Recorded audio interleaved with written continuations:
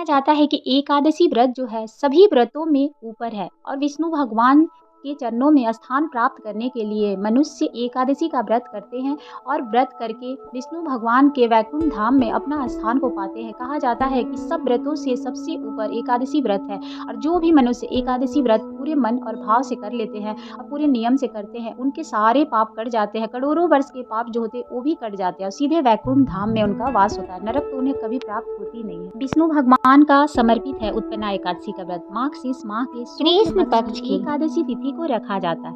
इस साल 2024 में यह व्रत कब है और किस दिन इसकी पूजा और शुभ मुहूर्त कब है, एक एक चीज हम आपके साथ जानकारी देंगे, तो आप मेरे वीडियो को पूरी देखें, आधा में मत जाइएगा नहीं तो आपको पूर्ण जानकारी नहीं मिल पाएगी। उत्पन्ना एकादशी का बड़ा ही महत्व है क्योंकि ये कृष्ण पक्ष की एकादशी तिथि को रखा जाता है। इस दिन व्रत रखने से भगवान विष्णु की कृपा तो होती ही है और आपके सारे पाप कट जाते हैं। तो 2024 में देखिए ये व्रत किस दिन पड़ रही है। साल जो भी व्रत है 2 दिन पड़ रही है तो सबके मन में ये शंका है कि ये व्रत हम 26 नवंबर को करें या 27 को। तो हम आपको एक एक चीज इसमें बता देते हैं, शुभ मुहूर्त और विधि, कौन सी विधि से आपको ये व्रत करना चाहिए। तो देखिए हिंदू पंचांग के अनुसार उत्पन्ना एकादशी का व्रत मार्गशीर्ष माह की एकादशी तिथि को रखा जाता है, जो कि इस साल इसका शुभ आरंभ हो रहा है 26 नवंबर की सुबह 1:01 और ये रात्रि में है। तो आप इससे ये ना हो कि ये दिन में पड़ रही है, नहीं ये दिन में नहीं पड़ रही है, ये 26 नवंबर को रात्रि में है, जो कि 25 नवंबर की मध्य रात्रि जो कहेंगे। लेकिन 12 बजे के बाद तो बदल जाते हैं दिन, हम लोग उदया तिथि से मानते हैं सुबह सूर्य की रोशनी के साथ। तो उनके लिए भी अगर वो 27 को करना चाहे तो कर सकते हैं, लेकिन ये 26 नवंबर को सुबह जो भोर होती है वो 1:01 पे चढ़ रही है और वहीं इसका समापन 27 नवंबर को देर सुबह 3:47 में ये समाप्त हो रही है।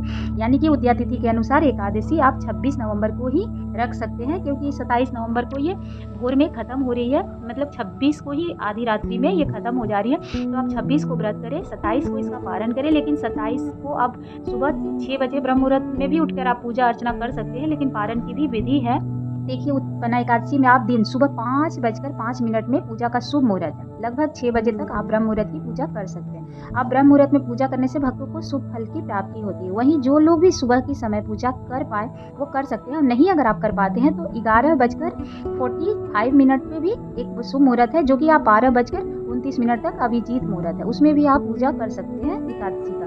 तो उत्पन्ना एकादशी की पूजा आप इन 2 मुहूर्त में आप कर सकते हैं, सुबह 6 बजे तक करना चाहे तो कर सकते हैं, नहीं तो फिर आप 11:45 से आप 12:29 के बीच भी कर सकते हैं। तो आप दोनों मुहूर्त में देख ले आपका जिसमें हो पाए उसमें आप कर सकते हैं। वही एकादशी व्रत का पारण आपको बताते हैं। तो देखिए आप 27 नवंबर को दोपहर 1:12 से 3:18 के बीच आपको पारण करना है। तो इस बीच में आप पारण कर सकते हैं। वैसे आप सुबह में पूजा अगर आप कर भी लेते हैं तो दान पुण्य का सारी चीज़ें मतलब आप निकाल लें, और आप फल फूल भी खा सकते हैं, चाय पानी पी सकते हैं, शरबत पी सकते हैं, लेकिन पारण अगर आप द्वादशी तिथि में करेंगे तो आपका फल का पूर्ण प्राप्ति होगी, नहीं तो फल खंडित हो जाता है, अधूरा माना जाता है। तो आप अपना देख लीजिएगा जो आप व्रत किस दिन करना चाहें कर सकते हैं। वैसे तो 27 तारीख को भोर में ही, मतलब 27 जो लगती है 26 को आधी रात्रि में ही 3 बजे ही खत्म हो जा रही है, तो आप 26 को ही व्रत करें। बाकी अपना आप देख लीजिएगा, जैसे आपको हो वैसे आप कर सकते हैं। कि मैं आपको व्रत का संकल्प भी थोड़ी सी बता ही देती हूँ, क्योंकि एकादशी का व्रत रखने वाले को एक दिन पहले, मतलब यानी आपको 10वीं तिथि को ही सात्विक भोजन करना है और आपको ब्रह्मचर्य का पालन भी उसी दिन से आपको कर लेना है। जो भी आप नहाई खाई करना है तो आप उस दिन से ही आप अपना ब्रह्मचर्य का पालन करें। सुबह ब्रह्म मुहूर्त में स्नान कर सकते हैं तो अति उत्तम है, और नहीं भी करें तो आप 6-7 बजे के बाद भी आप स्नान कर आप स्वस्थ वस्त्र पहने और उसके बाद आप संकल्प ले व्रत का, जो हमें मतलब एकादशी व्रत करनी है तो पूरे मन भाव से आप संकल्प ले, और उस दिन सात्विक भोजन करना है आपको। लहसुन प्याज का तो आप बिल्कुल त्याग करिएगा, उस दिन से मत कीजिएगा।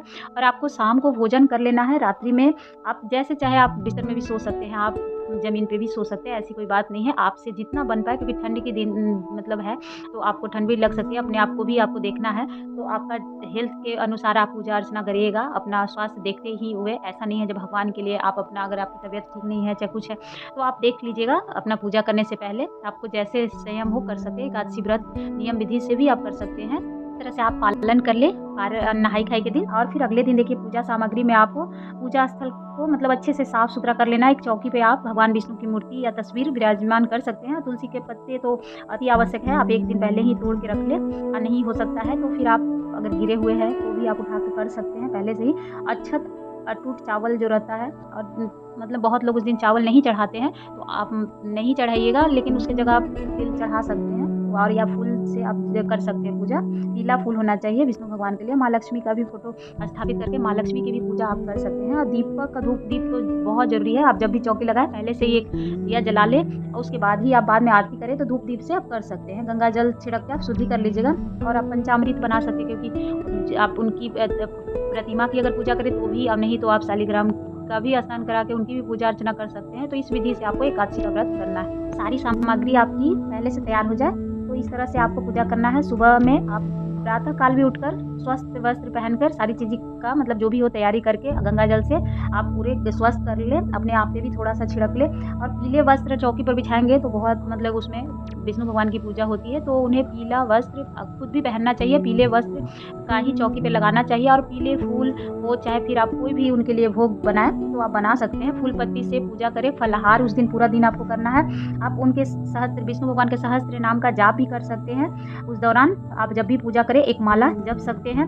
नहीं अगर आपको उनके नाम है तो ओम नमो भगवते वासुदेवाय मंत्र का भी जाप कर सकते हैं। इसके अलावा अगर वो भी आप नहीं बोल सकते हैं तो विष्णु भगवान को भोग लगा के उनकी आरती करके अपने मन में हरे कृष्णा का भी जाप कर सकते हैं। इस विधि से आपको उस दिन उपवास का पालन करना है और उसमें नियमित मात्रा में फलाहार कर सकते हैं। एक बार ही किया जाता है। आप चाय, शरबत ये सब आप ले सकते हैं और उसके बाद फिर रात में भजन कीर्तन भी कर सकते हैं। अगर आपको संभव हो तो जो जागरण कर सकते हैं। फिर आप इसी तरह आपको करना है। अब देखिए पारण में आपको क्या करना है, तो अगले दिन आप द्वादशी तिथि को मतलब सूर्योदय के बाद ही पारण किया जाता है। तो इस साल तो आपको थोड़ी सा रुकना, तो आप सारे करने के बाद 1 बजे के बाद ही पारण बन रही है, तो आप पहले सुबह में ब्रह्म मुहूर्त में पूजा अर्चना कर ले। आप पारण में दान पुण्य की सामग्री को निकाल ले और पूजा जो भी किए हैं अच्छे मन से। फिर पारण में बोला जाता है चावल जरूर खाया जाता है और दान पुण्य भी किया जाता है। ब्राह्मणों को भोजन कराए यथासंभव, और आपको जो भी संभव हो, लेकिन इसको शुभ माना जाता है जो भी एकादशी व्रत करते हैं, क्योंकि कहा जाता है कि व्रत का पूर्ण फल तभी होता है जब आप किसी को कुछ दान पुण्य करें। आंवला भी चढ़ाने का विधान है, आप आंवला भी चाहें तो चढ़ा सकते हैं। तो इस तरह से आपको विष्णु भगवान की कृपा प्राप्त हो जाती है। भक्त को तो समझिए जो भगवान हमेशा ही उनके साथ रहते हैं, लेकिन अगर सुख समृद्धि और मन की शांति चाहिए तो ये व्रत आप ज़रूर करें। अगर आपको हमारी जानकारी अच्छी लगी हो तो एक लाइक एंड सब्सक्राइब ज़रूर करिएगा। अगर कोई त्रुटि रह गई हो तो आप कमेंट कर सकते हैं। राधे राधे। आप सभी का दिन मंगलमय हो। धन्यवाद।